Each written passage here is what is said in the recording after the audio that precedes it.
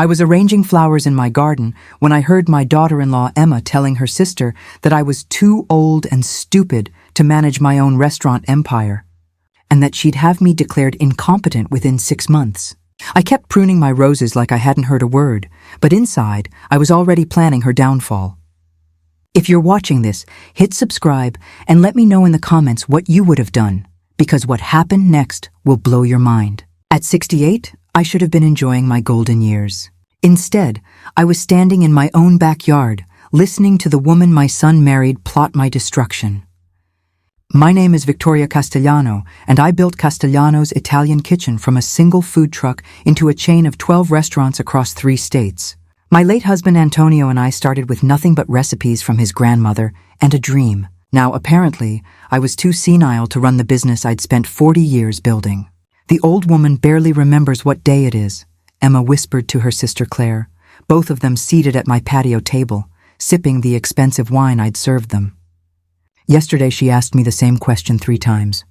Marcus is finally seeing it too. Marcus, my son, my pride and joy, who'd worked alongside me in the restaurant since he was 16, who knew every recipe, every vendor, every employee by name. The boy who used to taste test my sauces and tell me they were perfect even when they weren't. Are you sure about this? Claire asked, lowering her voice. I mean, she seems pretty sharp to me. Emma laughed, a sound like breaking glass. Trust me, I know how to handle difficult elderly people. I used to work in elder care, remember? A few documented incidents, some medical evaluations, and boom, Marcus gets power of attorney. Then we can modernize this whole operation. Sell off the smaller locations, streamline everything. Streamline. Corporate speak for gutting everything Antonio and I had built. I continued deadheading roses, my hands steady despite the rage building inside me. Emma had no idea that my hearing was better than most people half my age, or that my mind was as sharp as the pruning shears in my hands. What about Victoria herself? Claire asked. Where would she go? There are lovely assisted living facilities that specialize in memory care, Emma said sweetly. She'd be so much happier there, not having to worry about all these business decisions. Memory care. For a woman who could still recite every ingredient in our signature marinara sauce and remember the birthday of every employee's child. I'd heard enough. That evening, when Emma came into the kitchen where I was preparing Sunday dinner, I watched her with new eyes. At 34, she was everything you'd expect a successful real estate agent to be.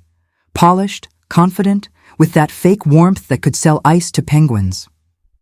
She'd swept my 40-year-old son off his feet 2 years ago, and I'd welcomed her into our family with open arms. What a mistake that had been. Smells amazing in here, Victoria, she said, kissing my cheek. You're such an inspiration, still cooking at your age?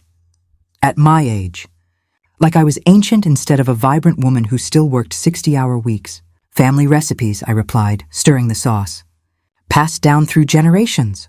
Some things can't be replaced. Oh, absolutely. Though I've been thinking. Have you ever considered modernizing some of these old recipes? You know, for health-conscious customers? Modernizing. There was that word again. Antonio's grandmother's recipes have never needed improvement, I said calmly. Emma's smile tightened. Of course not. I just meant, well, times change. Customer preferences evolve.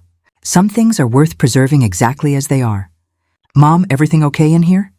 Marcus appeared in the doorway, handsome in his button-down shirt and khakis. When had my son started dressing like a banker instead of a chef? Just discussing recipes with Emma, I said, studying his face. Did I see the doubt Emma had mentioned? The concern that his mother was losing her edge?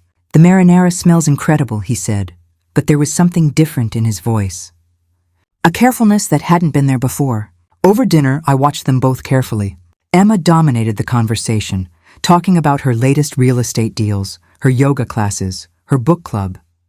Marcus hung on her every word like she was sharing the secrets of the universe instead of gossip about overpriced condos.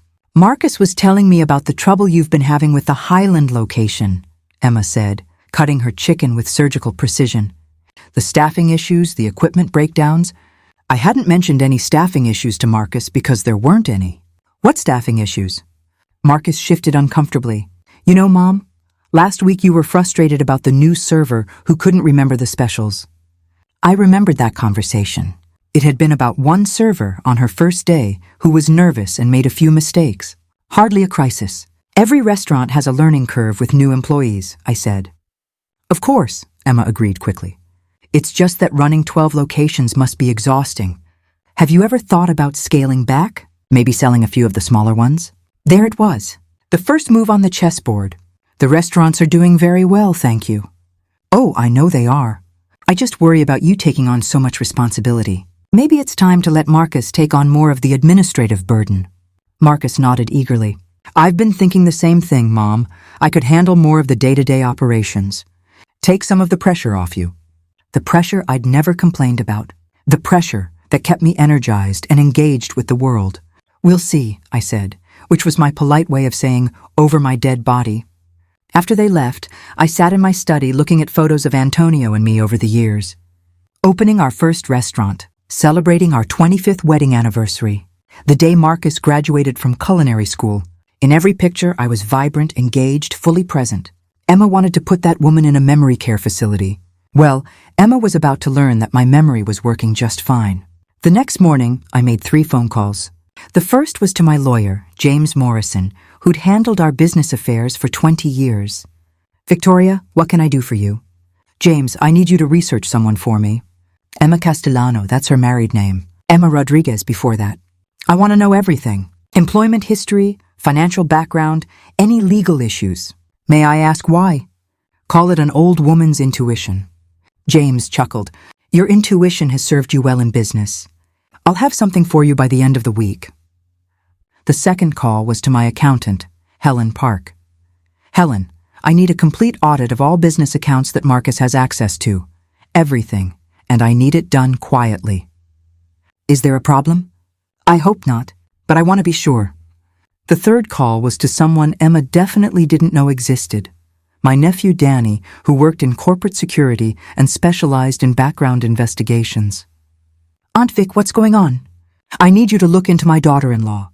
Something doesn't feel right. What kind of doesn't feel right? I told him about the conversation I'd overheard about Emma's sudden interest in my mental health and the business operations. Classic financial predator behavior, Danny said grimly. I've seen it before. Give me a week.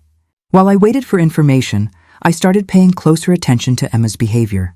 She began showing up at the restaurant locations unannounced, asking employees questions about operations, schedules, and procedures. She presented it as taking an interest in the family business, but I recognized reconnaissance when I saw it. She also started a subtle campaign of documenting my supposed mental lapses. Victoria, you told me the Highland location closes at 10, but Marcus says it's 9, she'd say in front of other family members. The Highland location had always closed at 9. Emma was the one who'd gotten it wrong. Victoria, you seem confused about the delivery schedule. You said Tuesdays, but the invoice clearly says Wednesdays. I'd said Wednesdays. Emma was creating false memories and then presenting herself as the reliable source of truth. The most insidious part was watching Marcus start to believe her. Mom, maybe you should write things down, he suggested after Emma's third manufactured correction of my memory. Just to keep track. I've never needed to write down basic business operations before. I know, but maybe it would help. Help with what? The failing memory I didn't have, or the gaslighting campaign his wife was running? A week later, James called with Emma's background report. Victoria, you need to sit down for this. With Emma's background report. Victoria, you need to sit down for this. I was already sitting, but I gripped the phone tighter. Emma Rodriguez, now Castellano, has quite an interesting history. She did work in elder care, as she claims, but she left 3 jobs under suspicious circumstances. 2 facilities reported missing personal items from residents' rooms. Nothing was ever proven, but the pattern was concerning enough that she was quietly let go each time. My blood chilled. What else? She's been married before, twice actually. Her first husband was considerably older, a retired businessman named Harold Chen. He died 6 months after they married, leaving her everything. Natural causes, but the timing was convenient. And the second husband? Robert Martinez, a widower with substantial real estate holdings. They were married for 2 years. Before he was diagnosed with early-onset dementia and placed in a care facility, Emma had power of attorney and sold his properties while he was institutionalized. He died in the facility 3 years ago. I felt sick. Marcus doesn't know any of this. There's more. She's currently being sued by Robert Martinez's children. They claim she isolated their father from his family and manipulated him into signing over his assets while he was mentally compromised. How did Marcus not find this in a basic background check before they married? She's very good at reinventing herself. She uses different variations of her name, moves frequently, and her victims often don't report the abuse because they're embarrassed or deceased. I thanked James and immediately called Danny. Please tell me you have something. Oh, Aunt Vic, do I ever? Your daughter-in-law is what we call a black widow. Not because she kills her husbands, but because she systematically destroys their family relationships and takes control of their assets. I found financial records showing she's been researching the value of your restaurant chain for months. She even contacted a business broker about potential buyers. She what? She's already shopping your business, Aunt Vic. And here's the kicker. She's been documenting everything. Every conversation with Marcus about your supposed memory problems. Every interaction where she can claim you seemed confused. She's building a case for incompetency. I thought about all those little corrections, all those moments where she'd made me seem forgetful or confused in front of Marcus. How long do I have? Based on her previous pattern? Not long. She'll probably make her move within the month. Once she has enough documentation, she'll push Marcus to have you evaluated. And if the evaluator is someone she's worked with before, I understood. Emma had experience gaming the system, and I was walking into a trap 40 years in the making. Well, two could play that game. The next day, I started my own documentation process. But instead of creating false evidence, I was gathering the truth. I installed security cameras in my home office, my car, and the restaurant locations. I started recording every conversation I had with Emma, using a small digital recorder Danny had given me. Most importantly, I began reaching out to Emma's previous victims. Harold Chen's niece was devastated when I contacted her. Mrs. Castellano, we tried to warn people about Emma, but no one would listen. Uncle Harold was sharp as a tack until she came along. Within 6 months, he was signing documents he didn't understand and cutting off everyone who questioned her. Robert Martinez's daughter was even more helpful. She isolated Dad completely, Maria Martinez told me over coffee, convinced him that we only wanted his money, that she was the only one who truly cared about him. By the time we realized what was happening, she had power of attorney, and Dad was in a facility where we weren't allowed to visit. How did she get him declared incompetent? She found doctors who specialized in quick evaluations. Dad was having some normal aging moments, forgetting names, repeating stories, and she turned them into evidence of dementia. The evaluation took 2 hours. 2 hours to destroy a brilliant man's autonomy. I was learning Emma's playbook, and I didn't like what I saw, but I also saw opportunities. 2 weeks after James's call, Emma made her move. "Victoria, I'm concerned." "About you," she said, appearing at my restaurant office on a Thursday afternoon. Marcus is too, though he's afraid to say anything. "Concerned about what?" "Your memory. Your decision-making. Yesterday, you told the kitchen staff to prep for a party of 50, but there was no reservation." That was a lie. We'd had a reservation for 50 that had canceled last minute, and I'd told the staff to scale back preparation accordingly. Emma was twisting the truth again. "I remember that situation clearly, Emma." She sighed dramatically. "That's exactly what I'm talking about. You think you remember, but the details are getting mixed up. It's not your fault. It happens to everyone as they age. Everyone. Like it was inevitable, natural, nothing to be ashamed of." "What are you suggesting?" "Maybe you should see someone, just to get a baseline, make sure everything's okay. There are wonderful doctors who specialize in cognitive health for seniors. Doctors she'd probably worked with before." "I'll think about it." "Victoria, I love you like my own mother. I'm only bringing this up because I care about you and the business. If something happened to you, what would happen to all those employees who depend on you?" Emotional manipulation wrapped in concern. Emma was very good at this. I understand your concern. Good. I've already made some calls. Dr. Patricia Williams specializes in cognitive assessments for seniors. She can see you next week. Already made calls. The trap was closing. That's very thoughtful of you, Emma. Let me check my schedule. That evening, I called Marcus. Son, we need to talk. Can you come over? Of course, Mom. Is everything okay? We'll discuss it when you get here. Marcus arrived looking worried, probably expecting to find me confused and disoriented. Instead, he found me in my study with a stack of documents and a laptop open. What's all this? Research. Sit down, Marcus. He sat, looking uncomfortable. Mom, if this is about Emma's suggestion that you see Dr. Williams, it's about Emma. All of it. I handed him the first document, James's background report.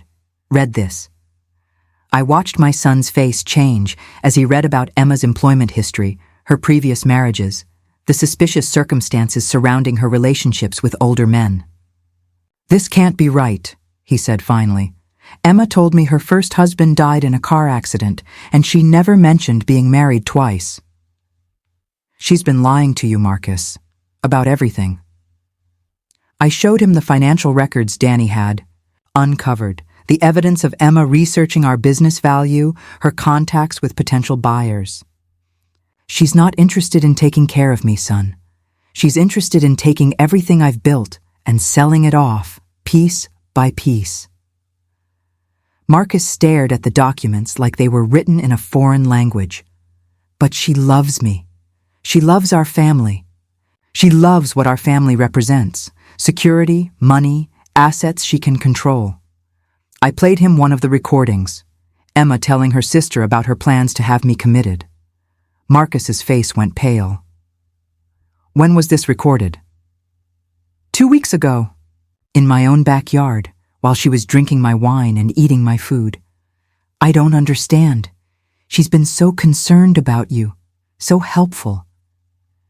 She's been gaslighting me, Marcus, creating situations where I look confused, then presenting herself as the reliable narrator.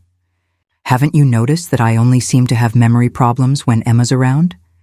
He was quiet for a long moment, thinking. The delivery schedule thing. You were right. It is Wednesdays. I checked the invoices after she mentioned it. And the Highland location closing time? 9 o'clock. Always has been. He looked up at me. Oh my God. She's been lying about everything. Not everything. She really was married before, and those men really did lose control of their assets before they died. She's done this before, Marcus, and she's very good at it. My son buried his face in his hands. How could I have been so stupid? You weren't stupid. You were in love.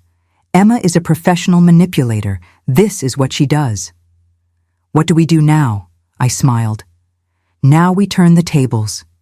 The plan I developed was elegant in its simplicity. Instead of trying to prove Emma was lying, I was going to let her prove it herself. She wants me to see Dr. Williams for a cognitive assessment, I explained to Marcus. I'm going to go. Mom, that's dangerous. What if she's working with Emma? She is. I had Danny research her. Dr. Williams has been involved in questionable competency evaluations before. But here's the thing. I'm going to pass with flying colors. I'd spent the last week preparing. I'd memorized current events, practiced cognitive tests online, and reviewed every detail of our business operations. I was as sharp as I'd ever been, and I had documentation to prove it. But what if she falsifies the results? She can't. Because unknown to Emma, I'll be recording everything, and I'll have my own expert witness present. I'd arranged for Dr. Sarah Chen, Harold's niece, who happened to be a neuropsychologist, to observe the evaluation under the pretense of being a research assistant.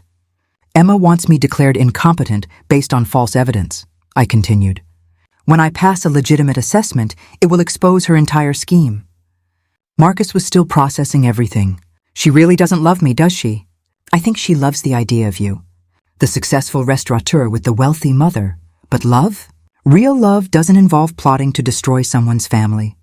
How do I face her knowing all this? Very carefully. We can't let her know we're on to her until we have everything in place. The evaluation was scheduled for the following Tuesday. That gave me 5 days to prepare the final pieces of my counterattack. On Monday evening, Emma came for dinner as usual. I watched her perform the loving daughter-in-law role, asking about my day, complimenting my cooking, expressing concern about my upcoming evaluation. "I'm so proud of you for taking this step, Victoria," she said, cutting her lasagna with delicate precision. "It takes courage to address these kinds of issues." These kinds of issues, the non-existent cognitive decline she'd manufactured. "Dr. Williams comes highly recommended," I replied. "You've worked with her before?" Emma's fork paused halfway to her mouth.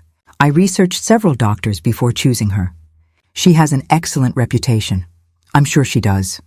Marcus said very little during dinner, but I could see him studying Emma with new eyes, noticing things he'd missed before. The way she guided conversations, the subtle put-downs disguised as concern, the calculating look that flickered behind her warm smile. After dinner, Emma excused herself to use the bathroom, and Marcus leaned over to me. "She's already talking about what to do with the Highland location after you retire," he whispered. "She has buyers lined up."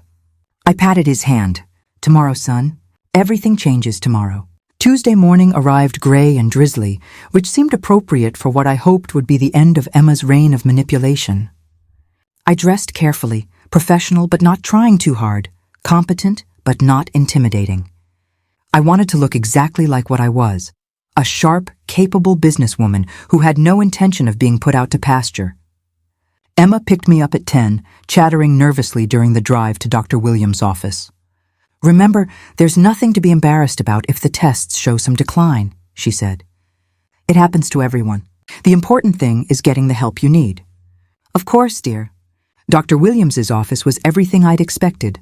Beige, institutional, designed to make elderly people feel diminished. Dr. Williams herself was younger than Emma, with cold eyes and a manner that managed to be both condescending and clinical. "Mrs. Castellano, I understand your family has some concerns about your cognitive function." "So I've been told." What Dr. Williams didn't know was that Dr. Chen was sitting in the waiting room, ready to observe the evaluation as my friend who was interested in the process.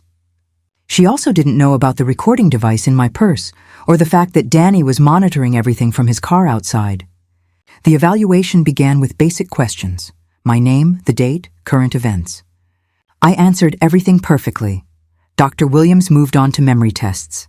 I recited lists of words, recalled detailed stories, performed mathematical calculations that would challenge someone half my age. After 2 hours of testing, Dr. Williams looked frustrated. "Mrs. Castellano, your test results are quite good." "Thank you. However, your daughter-in-law has documented several concerning incidents that suggest cognitive decline in your daily life." "Such as?" Dr. Williams consulted Emma's notes. "Confusion about business operations, difficulty remembering conversations, repeated questions about basic information." "I see. And you find Emma's documentation more reliable than my actual performance on your tests?" "Well, family members often observe behaviors that don't show up in clinical settings. Or they manufacture behaviors that never existed." Dr. Williams frowned. "I'm not sure what you're implying." I opened my purse and pulled out the recording device, setting it on her desk. "I'm implying that my daughter-in-law has been systematically creating false evidence of cognitive decline as part of a scheme to gain control of my assets. Everything I'm saying is being recorded, and I have a witness observing this evaluation." Dr. Williams went pale. "I don't understand." "You understand perfectly. How many other assessments have you conducted based on Emma's referrals? How many other families has she destroyed with your help? I think this evaluation is over." "Oh, I agree, but not because you say so." Dr. Chen appeared in the doorway as if on cue. "Dr. Williams, I'm Dr. Sarah Chen, neuropsychologist. I've been observing this evaluation and I have some concerns about your methodology." "You can't be in here." "Actually, I can. Mrs. Castellano requested an independent observer, which is her legal right."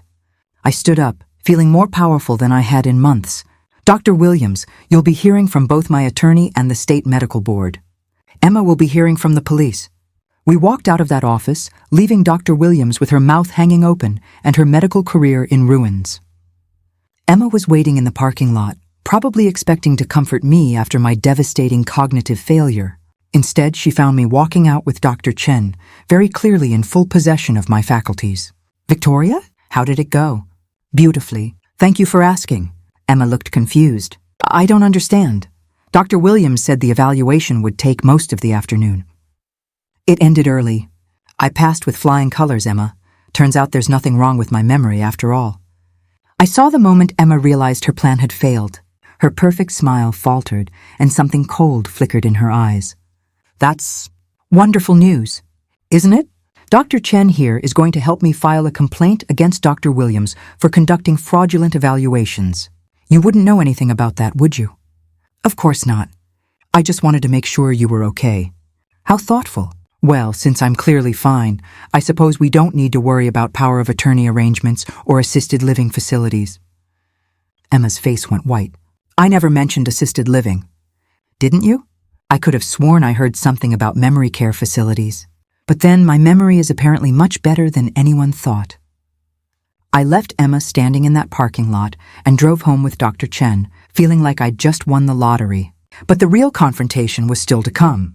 That evening, Emma arrived at my house with Marcus in tow. She'd clearly spent the afternoon spinning the day's events because my son looked confused and worried.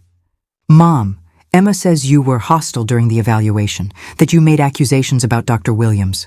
"I did. Because Dr. Williams was complicit in a scheme to have me declared incompetent based on manufactured evidence." "That's paranoid thinking, Victoria," Emma said smoothly. "Sometimes when people are experiencing cognitive decline, they become suspicious and accusatory." "Is that your professional opinion, Emma? Based on your extensive experience manipulating elderly people?" Emma's mask slipped for just a moment. "I don't know what you think you know. I know about Harold Chen. I know about Robert Martinez. I know about the lawsuit his children filed against you. I know about your real employment history and the missing items from residence rooms." Marcus looked back and forth between us. "What is she talking about, Emma?" "She's confused, Marcus. This is exactly what I was worried about. She's creating elaborate conspiracy theories." I walked to my desk and pulled out the folder of evidence I'd prepared. "Then explain these, Emma." I spread out James's background report, the financial records showing her research into our business value, the recorded conversations where she'd discussed having me committed. Marcus read through everything, while Emma stood frozen, watching her world collapse. "You were married twice before?" he asked quietly. "Marcus, I can explain. Both husbands died after losing control of their assets to you. Those are completely different situations.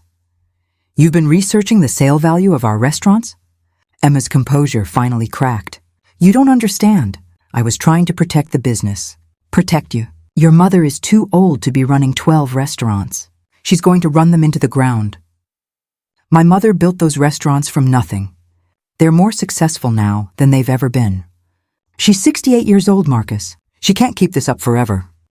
"She's 68 years old, Marcus. She can't keep this up forever." "Maybe not, but that's her decision to make, not yours." Emma turned to me, and I saw the real person behind the mask, cold, calculating, desperate. "You think you've won something here, Victoria? You've destroyed your son's marriage just to prove you're smarter than everyone else. I've saved my son from a woman who saw him as a stepping stone to my money. I love Marcus. You love what Marcus represents. If he was a struggling chef with no family money, you'd never have given him a second look." Emma looked at Marcus one more time, searching for any sign that she could still salvage the situation. "But my son was done being manipulated. I think you should leave, Emma. Marcus, please. We can work through this. Leave now." After Emma was gone, Marcus and I sat in my living room for a long time without speaking. Finally, he looked up at me. "How do I ever trust anyone again?" "The same way you learn to drive after an accident. Carefully, but not fearfully." Emma was a predator's son. "That doesn't mean every woman you meet will be." "I feel so stupid." "You feel human. Emma is very good at what she does. She's had practice." "What happens now? With the business, I mean." "I'd been thinking about that. I'm not ready to retire, Marcus, not yet. But when I am, I want to know the restaurants will be in hands that love them as much as I do." "I do love them, Mom. I love everything about what we've built." "I know you do. That's why Emma saw you as the perfect target. She knew you'd inherit something worth fighting for." Over the next few weeks, Emma made several attempts to reconcile with Marcus, but he was done. The divorce proceedings were swift. Emma had no claim to any business assets, and her prenup was ironclad. The best part came when Detective Morrison called to tell me that Emma had been arrested on multiple fraud charges. Apparently, my complaint had opened the floodgates, and other victims had come forward. "She'll probably plea bargain," he explained, "but she's looking at significant prison time, and she'll never be able to do this to another family." Dr. Williams lost her medical license and was facing her own criminal charges for participating in fraudulent competency evaluations. 6 months later, I was standing in my newest restaurant location, watching the dinner rush in full swing. Marcus was behind the bar, making one of his signature cocktails for a regular customer. We'd grown closer than ever, bonded by surviving Emma's attempt to destroy our family. "Mom?" He appeared at my elbow. "Table 12 wants to compliment the chef on the ossobuco. Tell them the chef is 68 years old and still learning new tricks." Marcus grinned. "I'll tell them the chef is timeless." As I walked through the dining room, greeting customers and checking on tables, I thought about everything Emma had tried to take from me. My independence, my business, my relationship with my son, my dignity. She'd failed on every count. Because the thing about underestimating your opponent is that it gives them every advantage they need. Emma saw a lonely widow who was losing her grip on reality. What she found was a sharp businesswoman who'd been fighting for everything she cared about for 70 years and wasn't about to stop now. People often ask me if I feel sorry for Emma, if I think she might have really loved Marcus despite everything she did. The answer is no. Love doesn't involve destroying someone's family. Love doesn't require lies and manipulation. Love doesn't see people as obstacles to be removed or assets to be acquired. Emma didn't love Marcus. She loved the idea of him, the successful son of a wealthy woman who could give her the life she felt she deserved. But love isn't about what you can get from someone. It's about what you can build together. Marcus and I are building something new now, a business partnership based on mutual respect, a family relationship rebuilt on honesty, and a future that honors the past while embracing change on our own terms. Emma thought she could write our story for us, casting herself as the caring daughter-in-law and me as the confused old woman who needed managing. Instead, she got a different story entirely, one where the supposed victim turned out to be the hero, and the caring manipulator got exactly what she deserved. Sometimes the best revenge is simply refusing to be the person someone else wants you to be. Thanks for listening. If you enjoyed this story, hit that subscribe button and let me know in the comments what you think about people who prey on families. Have you ever dealt with someone like Emma? Share your story. You might be helping someone else recognize the warning signs. Remember, being older doesn't mean being powerless. Being trusting doesn't mean being stupid. And being a mother doesn't mean accepting abuse from anyone, even your own child's spouse. Some fights are worth fighting, no matter how old you are.